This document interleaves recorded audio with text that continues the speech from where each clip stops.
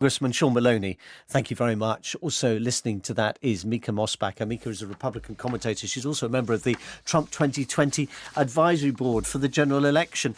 Do you think this has won you the presidency again?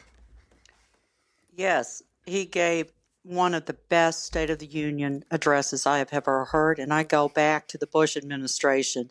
He nodded and he showed a signal that he was willing to work across the aisle on issues that are important to the American people, be it infrastructure or the rising prescription drug prices. He never mentioned the word impeachment. He's been totally vindicated.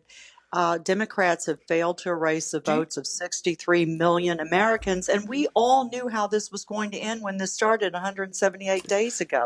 It's been politically a worse miscalculation by Democrats and by Speaker Pelosi, and they, I believe, will suffer in the polls. Do you, now that it is all over, as it were, including the counting of the votes, do you accept that the president did wrong? Absolutely not. He did nothing wrong. The phone call in July with Zelensky was to congratulate him. This is the president of Ukraine, yeah. Yeah, the president of Ukraine.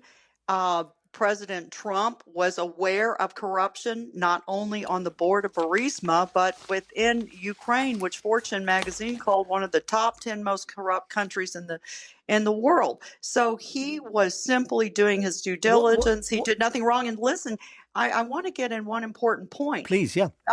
Because Speaker Pelosi, who I believe really surprised a lot of individuals last night when she tore up her speech because she's been so restrained over her 30-plus years as Speaker.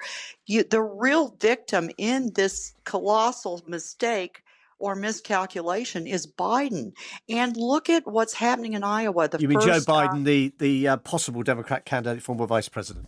He's trailing fourth place in Iowa. Of course, look at the debacle in Iowa, our first contest in a Democratic primary system, and look, Democrats can't run a 3-car funeral. How can they run a country? I knew that one was coming. Let me ask you, Misha, how do you then answer the kind of very sincerely put, very boldly put view of Mitt Romney that in the end, based on what he had heard and his oath, he had to vote against the president because, in his words, what Donald Trump did was wrong, grievously wrong?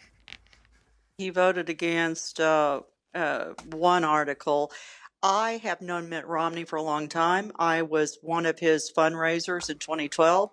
I feel that he was a failed candidate then, and he certainly is showing that he is out of step with his constituents. And he's put our RNC chairman, Ronna McDaniel, who's related to him, his niece, in a terrible position. Yes, his niece, correct. In quite an awkward position. I am extremely disappointed with him, but, Americans recognize that Republicans have never been more united. Even the senator from Maine, Susan Collins, voted to acquit the president. She did, although she said she thought he'd done wrong, but he realised he'd done wrong. That was her sort of defence, wasn't it? To say, well, look, he's been a bad boy, but he'll do better in the future. You can't have it both ways. But you know what? The president is in better position as a result of this hoax, as he calls it, because we've raised within the campaign and the Republican National Committee a record $154 million last quarter. Additionally, Gallup poll is showing the president at his highest approval rating, 49%. He has also managed to pass 2 bipartisan trade deals, one U.S.-Mexico-Canada trade deal, which is historic, and also phase 1 of a China trade deal.